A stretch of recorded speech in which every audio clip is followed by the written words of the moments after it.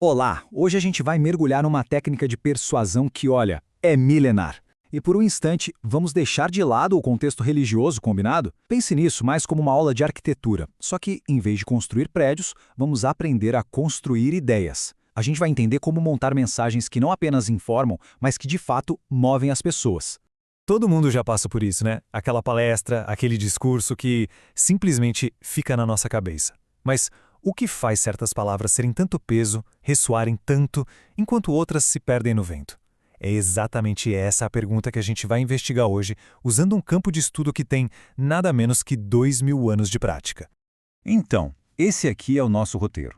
Primeiro, vamos entender o básico, os fundamentos dessa ciência. Depois, uma viagem bem rápida pela história dela. Em seguida, vamos analisar 3 modelos de estrutura. Daí, a gente coloca a mão na massa, construindo uma mensagem passo a passo. E, para fechar, vamos ver os erros mais comuns e qual é a grande sacada por trás de tudo isso. Ok, vamos começar. Para a gente entender a estrutura, primeiro a gente precisa definir a base, certo? O que é, afinal, essa disciplina que estuda a arte de criar um discurso impactante? Bom, a definição oficial é bem direta. Homilética é a ciência e a arte da pregação. Essa palavra vem lá do grego homilia, que significava algo como conversa ou discurso. Mas essa simplicidade toda esconde uma dualidade muito poderosa. E a chave está toda aqui nessa dualidade. De um lado, a gente tem a ciência, com seus princípios, técnicas, a estrutura. Pensa nisso como o esqueleto da mensagem, sabe? A planta baixa. Do outro lado, a gente tem a arte, a comunicação, a sensibilidade, a conexão com quem está ouvindo. É a alma que dá vida para essa estrutura toda. E uma coisa não funciona sem a outra, de jeito nenhum. Essa ideia de preparo é crucial. E essa citação resume tudo perfeitamente. Não importa se é num púlpito, numa sala de reunião ou num palco, a lógica é a mesma. Talento sozinho não substitui o planejamento. Uma comunicação que realmente tem impacto, ela é resultado de trabalho, de intenção. Certo. Agora, vamos dar uma olhada em como essa prática toda evoluiu. Porque isso não é uma ideia nova de jeito nenhum. É uma disciplina que foi sendo aprimorada ao longo de milênios. Então, vamos fazer um tour bem rápido pela história dela. A história mostra uma evolução bem clara. Tudo começou de um jeito bem simples, direto ao ponto, lá na Igreja Apostólica. Depois, a coisa foi ficando mais elaborada, mais alegórica, no período da patrística. Já na Idade Média, o acesso era bem mais limitado. Aí veio a Reforma Protestante e trouxe uma volta radical ao texto original.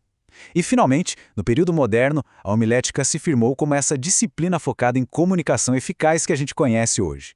Agora que a gente já viu a história, vamos para a parte prática. Existem diferentes plantas baixas, digamos assim, diferentes modelos para construir uma mensagem. Vamos analisar os 3 tipos clássicos. O primeiro modelo que a gente tem é o temático. A ideia aqui é bem simples. A gente escolhe um grande tema, sei lá, tipo coragem ou inovação, e constrói todo o argumento a partir daí. A estrutura dele é bem parecida com uma apresentação de negócios, por exemplo. Temos uma tese central e buscamos dados de várias fontes para sustentar essa tese. O grande perigo aqui, no entanto, é o que a gente chama de cherry picking, que é quando se seleciona só os dados que confirmam a nossa ideia, ignorando o contexto. E isso pode levar a uma conclusão meio distorcida, né? O segundo modelo é o textual. Se o temático era aquela visão mais panorâmica, aqui a gente dá um zoom focando numa única frase, numa única ideia. Diferente do temático, esse aqui parte de um único trecho bem curtinho. A estrutura da mensagem acaba nascendo da própria divisão natural daquele texto. Cada pedacinho do versículo vira um ponto do discurso, que aí é explicado e depois aplicado na prática. E por último, chegamos naquele que muitos consideram o padrão ouro da comunicação estruturada, o modelo expositor. Aqui a abordagem muda completamente.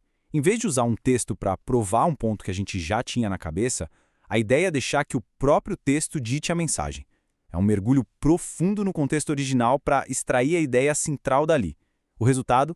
Uma comunicação com muito mais autoridade, muito mais profundidade, que realmente ensina algo novo. Beleza, agora que já conhecemos os modelos, vamos para a construção em si. Porque independentemente do tipo que a gente escolha, toda mensagem poderosa de verdade compartilha uma arquitetura em comum. Vamos ver os 6 componentes essenciais. É uma progressão bem lógica. Começa com um tema claro, uma tese, a introdução tem que fisgar a atenção logo de cara, o desenvolvimento é o corpo da coisa, onde os argumentos são explicados, fundamentados, as ilustrações são como janelas, sabe? Trazem luz, tornam o que é abstrato em algo concreto, a aplicação responde àquela pergunta, tá, e daí? E a conclusão amarra tudo, reforça a mensagem e chama para uma ação. Então, chegamos ao ponto crucial. Essa pergunta aqui é prova de fogo para qualquer tipo de comunicação. Se uma mensagem não consegue responder a isso, olha, ela falhou no seu objetivo principal. É essa pergunta que faz a ponte entre a simples informação e a transformação de verdade. Para terminar, vamos falar sobre as armadilhas. Porque conhecer a estrutura é uma coisa, mas saber evitar os erros mais comuns é o que separa um discurso bom de um discurso que fica na memória. E essas armadilhas são surpreendentemente universais. Falta de preparo, apelar só para a emoção sem ter conteúdo, citar fontes fora de contexto, não ter uma estrutura clara e, talvez o mais grave de todos, não oferecer uma aplicação prática. São falhas que podem simplesmente destruir qualquer apresentação em qualquer área que seja. E essa citação amarra o nosso raciocínio de um jeito muito poderoso. No fim das contas, o objetivo não é só transmitir dados. Informação hoje em dia tem de sobra. O verdadeiro objetivo de uma mensagem bem arquitetada é ser um catalisador para uma mudança, mesmo que seja pequena. Sem aplicação, é só ruído. O que nos deixa com essa reflexão final? A gente viu a estrutura, as técnicas, a história.